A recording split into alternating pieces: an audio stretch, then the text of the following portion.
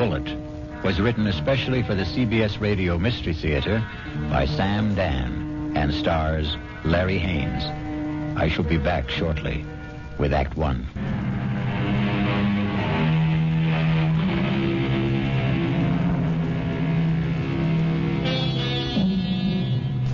It's a quiet little bar, Paddy Noonan's, and Jerry Price stops there every evening on his way home from work. He's not looking for anything special in the way of atmosphere, adventure, companionship, and he has no intention of getting drunk. Just a couple of beers, perhaps, to bridge a busy day, to ease the fatigue, the strain on his nerves. In the comfortable half-light of Paddy Noonan's, the world outside becomes vague, distant, especially when Old Man O'Rourke is holding forth. And he lay there, his head against the barricade, and the blood from him falling soft upon the pavement. I looked in his face, and I could see his death was upon him. "'Tis a bitter thing," I said, "to die at 17.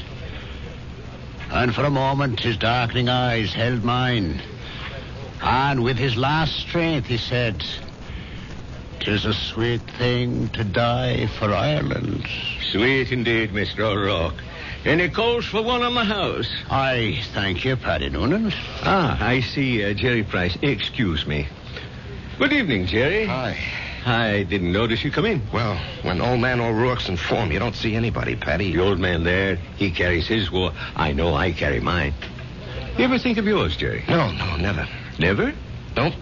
The day I came home from Vietnam, I put away the uniform. I also put away everything that went with it. The army, the war, like a snake sheds his skin. Now, the past is gone, Paddy. It's dead, so you forget it. You go on to other things. Hey, what's everybody drinking?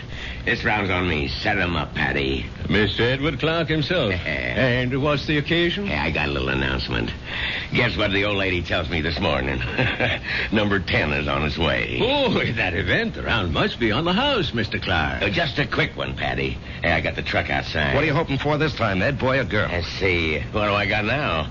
4 boys and 5... No, I got 5 boys and 4... who can keep them straight? All I know is I'm always tripping over somebody. Yeah. 10 kids in 12 years. Well, you can't tell me it isn't exciting to hear there's going to be a new baby. Oh, yeah.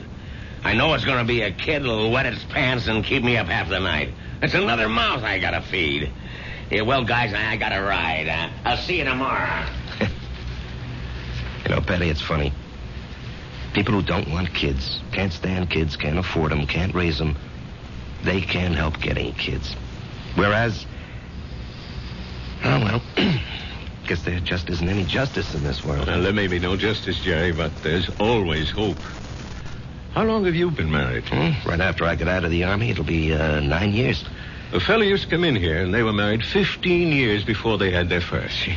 Am I really out of the army 9 years? Tell me, Paddy, you're an old philosopher. Where does it go, huh? Down the hatch and try another. Yeah, don't mind if I do. Oh, wait on a paying customer first. Where? A fella standing at the end of the bar. What are you saying, Jerry? There's nobody standing at the end of In the brown hat and a raincoat. Now, Jerry, what are you saying? I know. That's Paul. Tell me, what's the matter, Jerry? Paul. Jerry, listen to me. There's nobody. Paul. Hey, he was just standing here. Where'd he go? Where is he? Jerry, where is who? Are you all right, Jerry? Yeah, I'm all right. But I saw him. Who?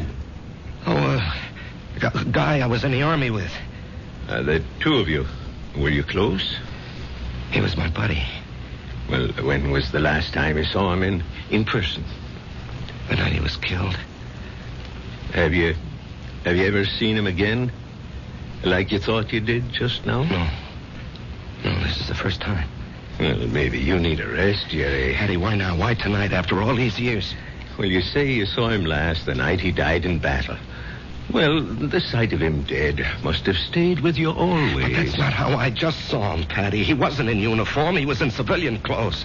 You might have pictured him as he looked at a happier time. I never saw him in civilian clothes. We met in the Army. And, Patty, I didn't see him as he was then. We were both kids, about 20. I saw him the way he'd look today, about 30. His face was more mature. Jerry, are you sure he's dead? He is dead, Patty. I just saw him. I know I saw him.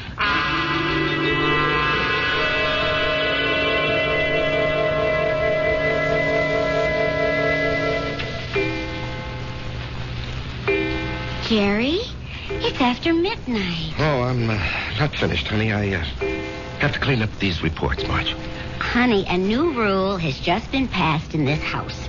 All paperwork shall be done in the daytime. Marge, I have to call on customers. Be reasonable, huh? Am I the kind of wife who makes idle criticism? No, indeed. Constructive suggestions, that's my motto. Northeast Distributors can solve all your paperwork problems by hiring a girl. Honey, I'm lucky to have the job. No, Jerry. You're not lucky. They're lucky. Well, everybody knows you're a terrific salesman. Well, you could get another job tomorrow. More money, less headache. Honey, I couldn't walk out on Joe Keller. Why not? Well, I'll never forget what that man did for me. I came home from the Army, a kid with no experience. I needed a job. He took a chance with me. Now he needs me. Oh. Well, I'm just worried about you, Jerry. You look so tired all the time. No, I'm in great shape. Will you go see Doc Steiner? I did, today. Oh, well, it's about time. You needed a checkup. Well, I didn't just go for the checkup, honey. I went for the other thing. Jerry. Well, he said some people, men, well, they're okay in every way, but it just doesn't work out for them. Jerry, it's all right. No, honey. It's all my fault. Oh, honey. It's just unlikely there can ever be any kids. He said unlikely. What he meant was impossible. We've got each other. Yeah. If only you didn't want a child so badly. Now we'll definitely think about adopting. Okay? Yeah, okay. Sometimes that works out even better. Come on, honey. Let me see you smile. Marge, I don't know what I'd do without you. Oh, that makes us even. I don't know what I'd do without you. Come on, get to bed. Yeah, I'll just have a cigarette, huh? Honey, why'd you turn on the music? To make sure you don't try to sneak in some work. I know you can't concentrate with the music going. I'll just be a couple of minutes, honey.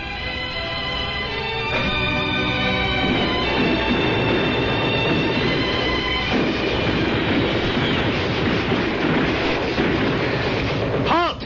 Let's hear that password. Paul, is that you? Jerry. Hey, climb down the hole, make yourself at home. Man, I'm so beat I can't even remember the password. That's all right. I don't even know what it is. Got a cigarette? What'd they want back at the CP, Jerry? Patrol. You going? Yep. But you went out yesterday. Well, maybe I better write to my congressman, huh? I don't have any more cigarettes. Here, finish this one. Paul, I don't know if I can go out again. We're being relieved tomorrow. We were promised a rest. I just don't know if I can go out again. But you ain't going out, Jerry. Didn't you hear? I'm going. Oh, no. I'll say you and I made a trade. No, Paul, I can't let some other guy But do... I'm not some other guy. I'm your buddy. What's the matter, Jerry? You never did it for me.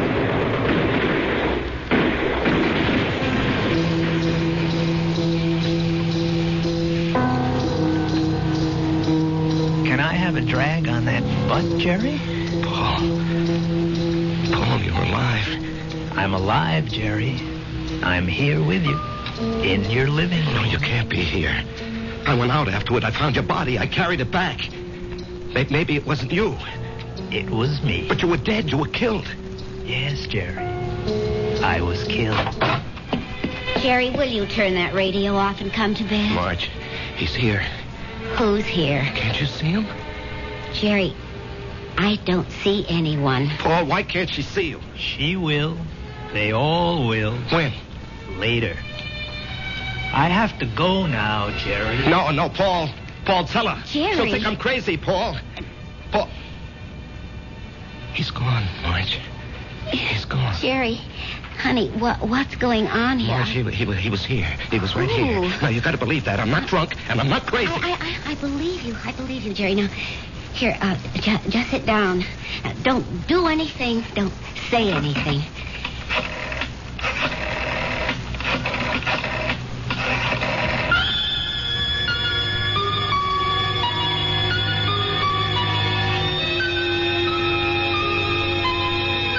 And we know who she's calling. But can a doctor help what ails Jerry?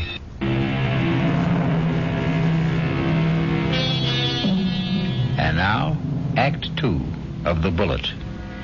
Let us trace the path of the bullet. We have a worried Marge, a concerned Dr. Steiner, and a distracted Jerry. Tell me about this man, Paul, you called him Jerry. I said we were buddies, Doctor. That tells it all. Jerry, please don't be so hostile. Dr. Steiner's only trying to help. You were buddies. You came back alive and he didn't. Yo. There's an extensive medical literature on the subject. Oh, I'm sure there is. Jerry. I'm not being hostile, Marge. I know I saw him. Of course you saw him. Well, finally. But that doesn't mean he was there. You see, Jerry, the death of a wartime comrade remains an eternal reproach. All who survive are sentenced forever to feelings of guilt. No. Doctor, the wars are fought by kids in foxholes. The literature is written by doctors and officers. That's hardly fair, Jerry. I'm the authority on war, Doctor, because I was a kid in a foxhole, and I don't feel guilty about my buddy. You don't? No. Tell me why. No, you wouldn't believe it. Try me. All right. You see, there's a bullet, and it's designed especially for you. And if it's your bullet, it'll find you no matter where you are. You can't evade it, you can't avoid it. It was meant for you, it was meant to be. You and the bullet. Both of you were dust, originally. You were dust because the Bible says so.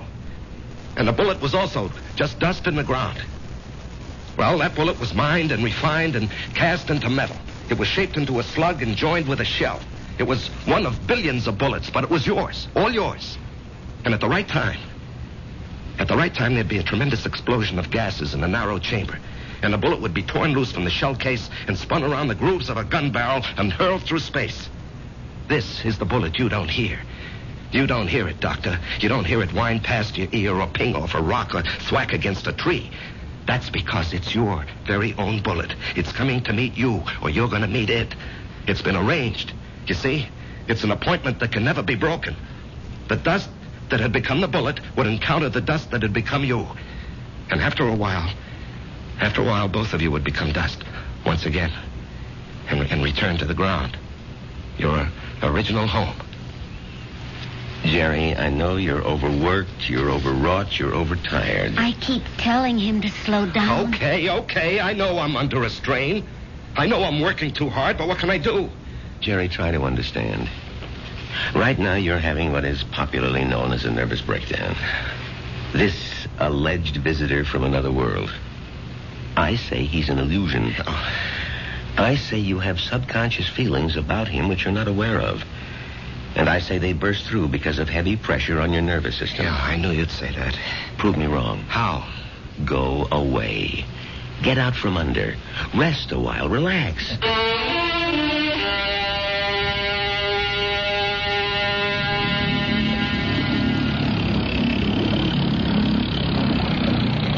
Oh, honey, this looks like a good spot. You want to stop here and try for some fish? Well, Marge, I think I'd like to go back and play 9 holes this afternoon. Great. I need more practice with my irons. Honey, you know, you've been getting a lot of sun. Maybe you better take it easy for a few hours, huh? And besides, you have an appointment with, what's that name? Biscayne Appliances. See, Jerry, I wasn't sleeping when you called that number this morning. Now, Marge, I've been good all month. I was just getting restless, that's all. Look, they're a big chain down here. If I can open them up, I'll justify the trip. Justify? To whom? Why do you have to justify anything? Isn't your health important enough? Honey, Joe Keller was very nice about it. Joe Keller had no choice. Marge, Honey, Steiner was right. I was beat. I don't know how I managed to drag myself along. So I did the right thing. I chucked it all. Now I'm fit, see? I never felt better in my life, and I'm raring to go. Great. In a month or two, we may think about going back. I'm not used to being idle, honey. Neither am I. But I am learning to love it. Oh, Marge. Why didn't I meet you when I was young? Young? Jerry, you weren't even 21. No, I was already made when we met. I had already become what I was going to be. You know, I've got a certain amount of ability. A tremendous amount, Jerry. But I'm not confident, honey. I doubt myself. I guess I didn't have very much encouragement when I was a kid. You know, my brother was a great athlete. My sister was a great beauty. I was kind of clumsy and funny looking. Anyway, Frank and Alice were sent to college. When my turn came, the money had run out. Or maybe they thought I wasn't worth the effort. That's why I enlisted when I was 18. I had to get away from the house and my father. There was no place else to go. You never told me this, honey. I decided if I ever had a kid, I'd never make jokes at his expense or tear him down in any way. I know how these things cut inside where it doesn't show. I would do everything to build him up and give him confidence. I will never have any real confidence, Marge. Oh, yes, you will. No, baby. You won't get it from a pep talk. I think we can go back home now, Marge. All right, on one condition. You'll just have to slow down. I promise. And, honey, there's only one way you can really slow down. That's to get a partnership from Joe Kelly. Now, Marge. Don't you deserve it? Of course I do. Well, we're going to adopt a child, which means I'll quit my job, and you're not going to spend time on the road. That kid will need both of us, won't he? Yes, honey, he will. Then we need that partnership, don't we?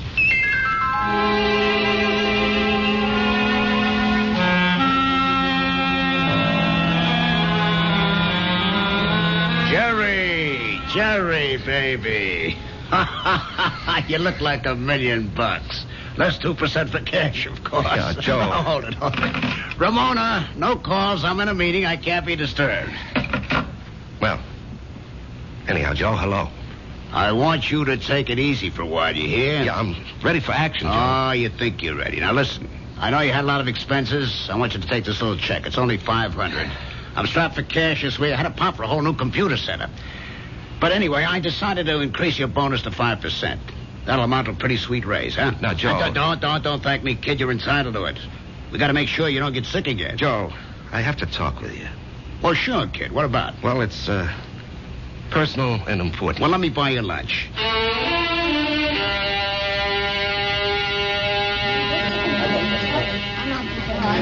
Well, Jerry, what are we going to talk about? I'm fresh out of polite conversation. Joe,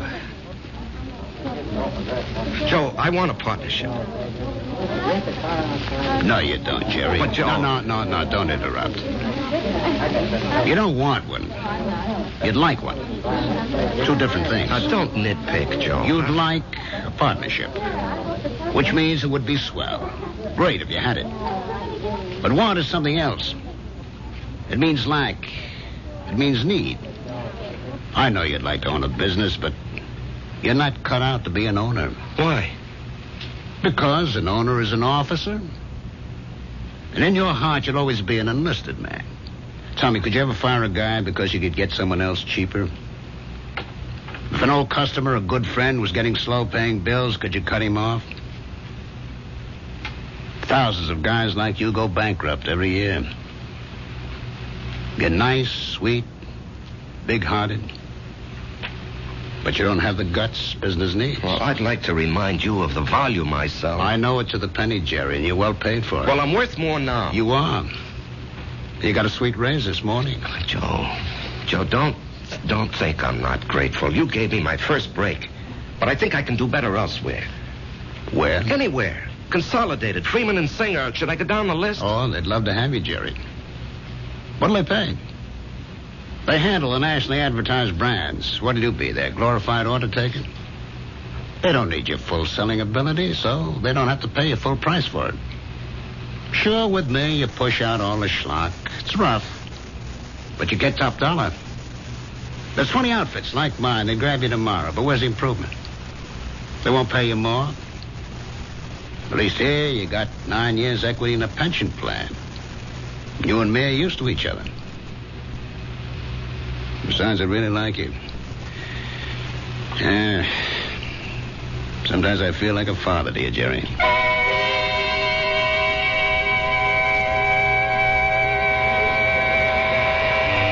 was a fiasco, Patty, a fiasco.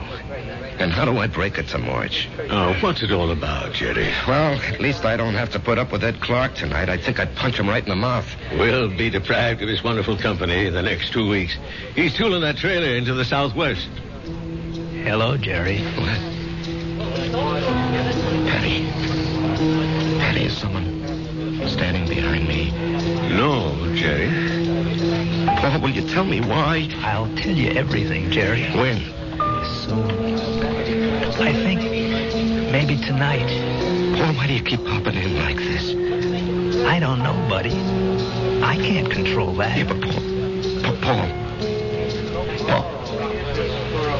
Patty, don't you see anyone? No, Jerry. You didn't hear anyone talking to me either. No. Patty, do you think I'm crazy? Well, maybe you should see a doctor. I saw a doctor. Well, how about one of them psychiatrist fellas? I never even told my wife. I did see a psychiatrist. But after a while, I figured, why pay him $50 an hour when I can come in here and talk to you for nothing? Well, there must be more to them fellas than that. Oh, sure. He said that the roots of my problem go back to my unhappy childhood. But, Patty, I have a brother, Frank, who feels terribly insecure. He goes to a psychiatrist, too. Why?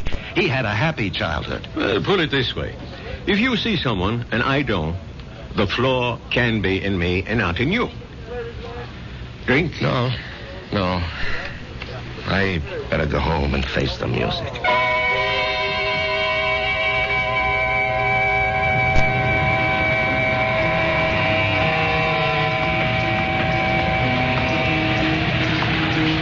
Jerry? What? Let's go someplace and talk. Where? Let's go to the parking lot. Sit in your car. It's cold. That won't bother you, will it? Not yet. Turn the heater on for yourself. When will everyone else be able to see you, Paul? In 2 weeks. Oh, that's great. No, it ain't. Why not? Because you'll be dead.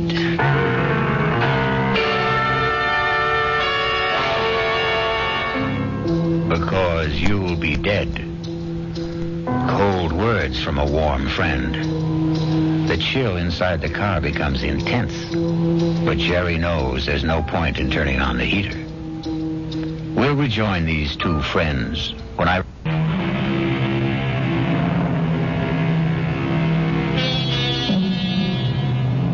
And now we return to the final act of The Bullet and a reunion of two war buddies who haven't seen each other in almost 9 years.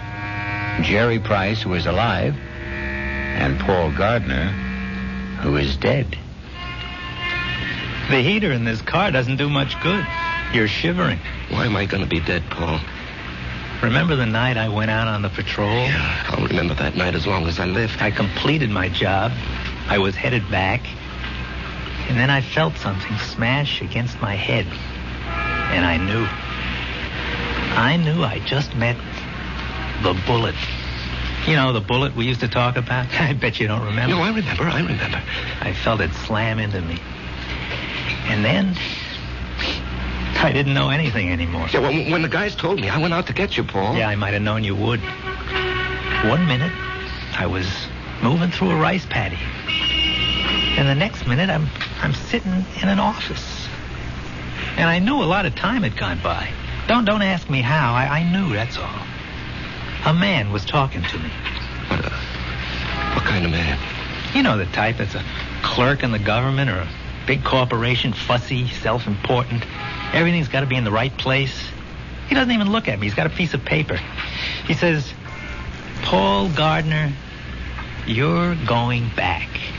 You should not have died that night. The computation was for you to survive. The plan was for you to marry a girl named Marjorie Stone. I married Marjorie Stone. Yeah. I told the guy, I want no part of it. And he gives me a look, this clerk does, like he couldn't care less about me or you or anybody else. And he says, come with me. He leads me to a door. It opens. And all I can hear is a hum and a clicking. And all I can see is a computer. I mean, there's no end to the thing. That's all you can see is computer.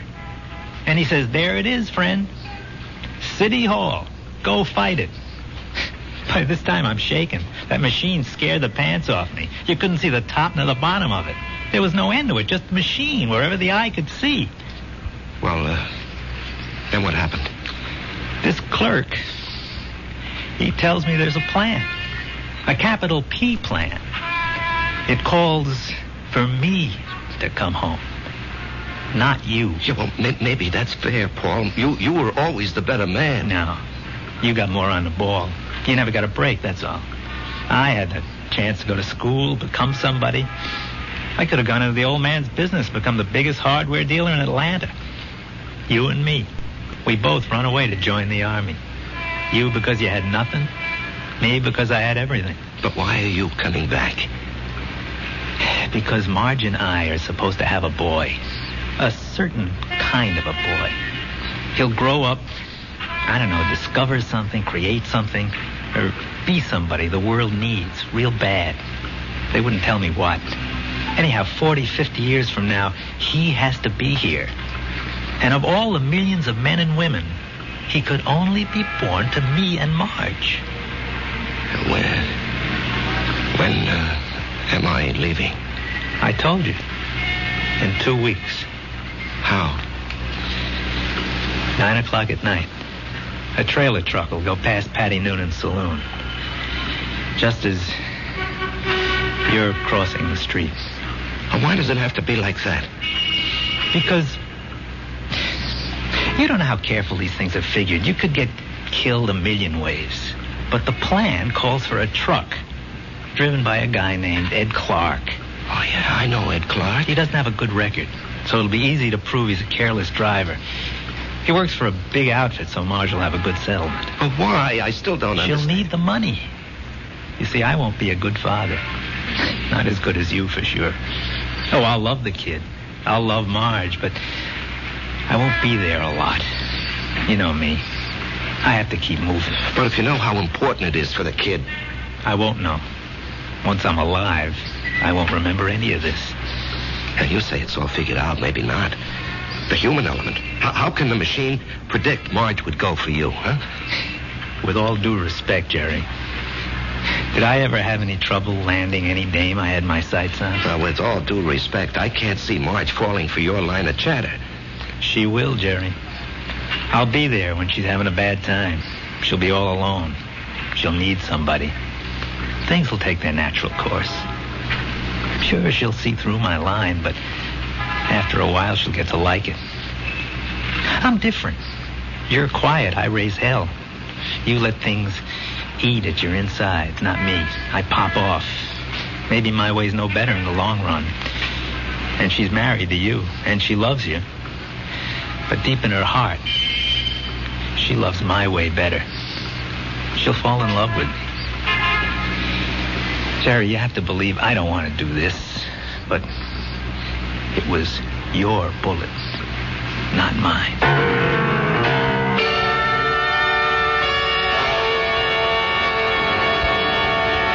Jerry?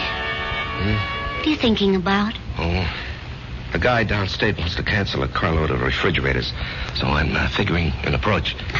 Didn't we agree we'll work at home? Yeah, well, honey, this is just thinking. Did you talk to Joe Keller about the partnership? Yeah. And? He said no. Did you give him notice? No, he gave me a raise. Oh. Okay. Marge. Why don't you mix us a drink? Honey, aren't you going to say anything? Mm-hmm. Don't put in too much ice. Marge, please, you don't understand. I understand. I married a certain kind of man. And you're stuck with him? No. I'll stick by him. Because I love him. Would you have wanted a guy who'd barge into Joe Keller's office and say, Joe, either give me half the joint or I'll open up across the street and run you out of business? Oh, come on, Answer me, Jerry. Marge. I have to know. Well, maybe I did. Why didn't you marry him? He never showed up. So you settled for me. That's what's known as falling in love. Come on, honey, take me to the movies. No, I don't want to take you to the movies. Let's go downtown and see a play. But that's a lot of money. Are you going to worry about money? Now, and look, this weekend, would you like to fly out to, say, Snow Valley and ski? Yeah, or how about Las Vegas, huh? Jerry, what's gotten into you? Honey, we're going to have 2 weeks of the most fantastic fun. Why 2 weeks? Oh, what's so special? You? Me? I just want to spend the rest of my life having a ball with you.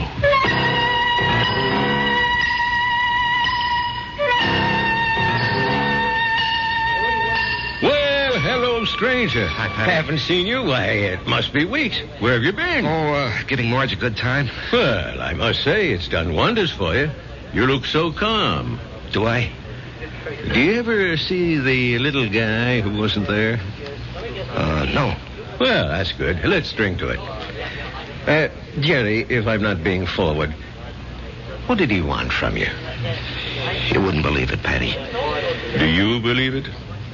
Well, I just dropped in to say hello, Patty, and goodbye. Jerry, Yeah? something's the matter with you. Well, I understand Ed Clark is due back here tonight. I don't want to run into him. I just don't want to talk to him. Well, if that's how you feel, I'll buy him from the joint. Now, Jerry, something's wrong with you. No, nothing, Patty. Now, look, I'm an old soldier, Jerry. I can tell. No, it's really nothing. Really, is it? No, Jerry, you got a look on your face. What kind of look? I've seen it before in the war. I've seen it on men who go out on the impossible mission. The look of men who know they're not coming back. The resigned look. What are you resigned to, Jerry? You have a vivid imagination. I have an imagination. Jerry, whatever it is, don't be resigned to it. Fight it. You can't fight City. I knew it. You're in a fight, Jerry. Well, you can fight anybody. You're an ex-combat soldier, and you weren't afraid of anything. When you were out there, you faced up to death, hunger, despair. What happened to you, Jerry? Where did you lose it? Face up to it now. Whoever he is, spit in his eye. Patty, I can't do anything. Jerry, I'm going to throw you out of here for your own good. Now leave town. Go far away for a while. Fight it, Jerry, fight it. Patty, wherever I go. Listen to old Patty. Just take off. Don't you see there's a plan? Who cares? Put up a fight. Why are you so upset, Patty, huh? I don't know. But listen to me. Fight now. Now get out of here.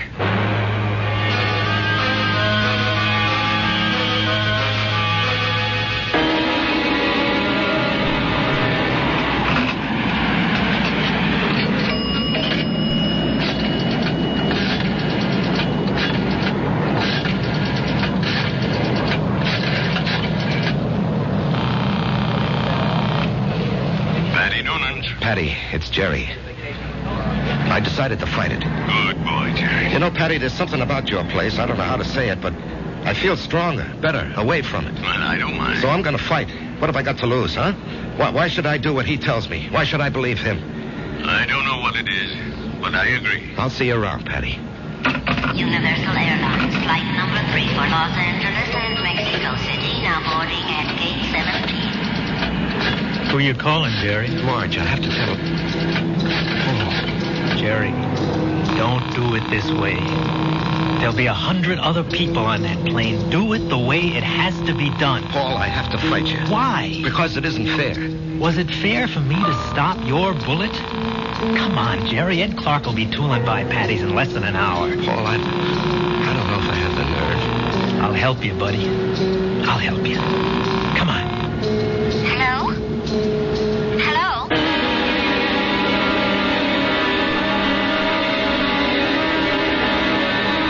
What is it, Mr. Noonan? I called you, and I hope it wasn't out of turn, Mrs. Price.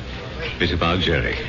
What about Jerry? He's sitting back there in a booth. Now, wait. Don't go to him yet. He's in trouble. Well, it can't be. We've had such a glorious 2 weeks. He's in trouble. Well, what kind of trouble? I don't know. We have to help him somehow. Is it that Buddy? I think so. Well, the time has come to lay that nonsense to rest once and for all. And I'm going to... That won't work. Agree with him. Show him anything he wants is okay with you. Don't fight him. All we can give him is love. Hi, honey. Hi. Buy me a drink. Oh, sure. You know, I never knew you had those little gold highlights in your hair. Oh, I'm using a different bottle this week. I love you. I love you, too. And I want you to be with me always. Come on, Jerry. Let's start. No, not yet. Are you talking to me? The plan calls for it. How do I know there is a plan? Ask anybody. Ask Marge. Jerry, what are you talking about? Marge, do you believe there's a plan that determines the actions of everybody in the whole world? No. You sure? I'm sure. Well, then how do you think things work out? Well, every which way. Come on, Jerry. It's time. No, I won't go. Where won't you go? Then, Marge, as far as you're concerned, there isn't any plan. Oh, well, what do you think, Jerry? No, that's not important. What do you think? Well, yes. Yes, there is a plan. I can prove it. You can? Yes, but you started me thinking there has to be a plan. Otherwise, you and I, we just never would have met. Remember that day? Yeah. You were taking cash at Ryman's drugstore. That's the only reason I walked in there. Well, I'd already given notice. I was going to leave. And then you walked in and asked Doc if you could open a charge. Then and there, I decided to stay. And where? Where were you going? Oh, away. Pull up stakes. Why? Well, my folks were gone. My friends were married. The neighborhood had changed. The girl I went to school with had a father, a construction engineer. He'd been transferred. Well, she took a job in his new office, and she wrote and said she found a nice crowd. They needed secretaries down there. She could fix it up. Well, why not? I was set to go. But it was not to be. You came wandering into Ryman's. Obviously, there's a master plan that rules our lives. And where was this wonderful place you almost went to? Atlanta. Atlanta? Oh, what's so remarkable about that, Jerry? It was definite you were going. Well, sure. And only because you met me. Only because I met you. Otherwise, I'd have gone to Atlanta and married a southern millionaire. But evidently something had been planned for me. Aren't you flattered? I met you, and it changed my whole life. Are you ready to go now, Jerry? Marge, will you come with me? Yes, Jerry. Where do you want to go? Well, I have to do something. I'll come with you. No, wait here, darling, please. It's time, buddy. Just like going out on a patrol. Jerry, where are you going? It's all right, Patty. It's all right. I didn't want this, buddy. I know. I don't want you to take my bullet either. Goodbye, Jerry. Yeah, goodbye, Paul. Take care of her for me, huh? You know I will.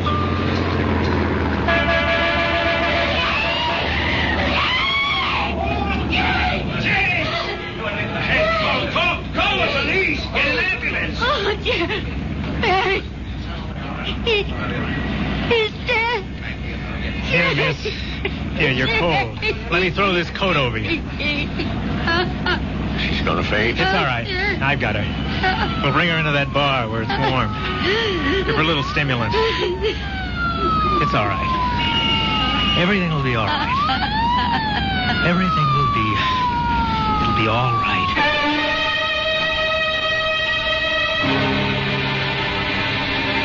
So many people preface what they believe with, "It is written." It is written in the stars. It is written on the wind. And for so many like Jerry, it is written on the bullet. I'll be back shortly.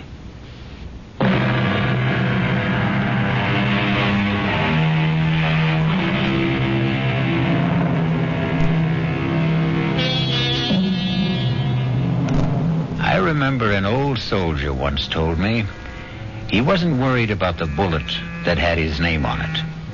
What really bothered him was the bullet marked, "To whom it may concern." Our concern is mystery, excitement, suspense, thrills, and chills. Our cast included Larry Haynes, E.V. Juster, Martin Newman, Ralph Bell, Leon Janney, and Danny Acco. The entire production was under the direction of Hyman Brown.